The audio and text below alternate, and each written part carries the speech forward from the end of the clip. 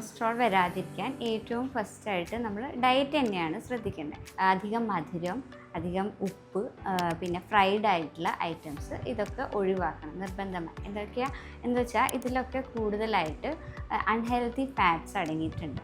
Exercise നിർബന്ധമാണ്. ഇപ്പോൾ ഇത് 45 മിനിറ്റോളം എക്സസൈസ് എല്ലാ ദിവസവും ചെയ്യണം. അറ്റ്ലീസ്റ്റ് 5 ഡേയ്സ് എങ്കിലും ചെയ്യണത് വളരെ നല്ലതാണ്. കൊളസ്ട്രോൾ വരാണ്ടിരിക്കാൻ സഹായിക്കും. സ്ട്രെസ്സ് നമ്മുടെ എല്ലാവരുടെയും ജീവിതത്തിൻ്റെ ഒരു ഭാഗം തന്നെയാണ്. സ്ട്രെസ് മാനേജിങ് ടെക്നീക്ക് കൂടി നമ്മൾ ഫോളോ ചെയ്യണം. മെഡിറ്റേഷൻ ചെയ്യുക, എന്തെങ്കിലും ബ്രീത്തിങ് എക്സസൈസ് ചെയ്യുക, അങ്ങനെ എന്തെങ്കിലും വഴിയിൽ നമ്മുടെ സ്ട്രെസ് ലെവൽ കുറയ്ക്കുക. അത് ഏറ്റവും പ്രധാനമാണ്. എന്താണെന്ന് വെച്ചാൽ സ്ട്രെസ്സാണ് നമ്മുടെ ബ്ലഡിലെ അൺഹെൽത്തി കൊളസ്ട്രോളിനെ കൂട്ടും. അതായത് LDL ലെവലിനെ കൂട്ടാനും HDL ലെവലിനെ കുറയ്ക്കാനും ഒരു കാരണമാണ് സ്ട്രെസ്സ്.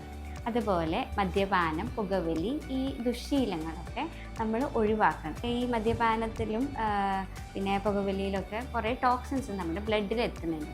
ഇവയൊക്കെ നമ്മുടെ ഹെൽത്തി കൊളസ്ട്രോൾ, അതായത് HDL ലെവലിനെ കാര്യമായി ബാധിക്കുക, പിന്നെ LDL ലെവലിനെ കൂട്ടാനുമുള്ള കാരണമായി മാറാണ്. അതേപോലെ ഉറക്കം, ഒരു 7 to 8 hours സ്ലീപ്പ് വളരെ അത്യാവശ്യമാണ്. കൊളസ്ട്രോൾ വരാതിരിക്കാൻ നമ്മൾ എന്തൊക്കെ ആഹാരമാണ് ഇൻക്ലൂഡ് ചെയ്യേണ്ടത്, നമ്മുടെ ആഹാരത്തിൽ എന്തൊക്കെയാണ് ഉൾപ്പെടുത്തേണ്ടത്?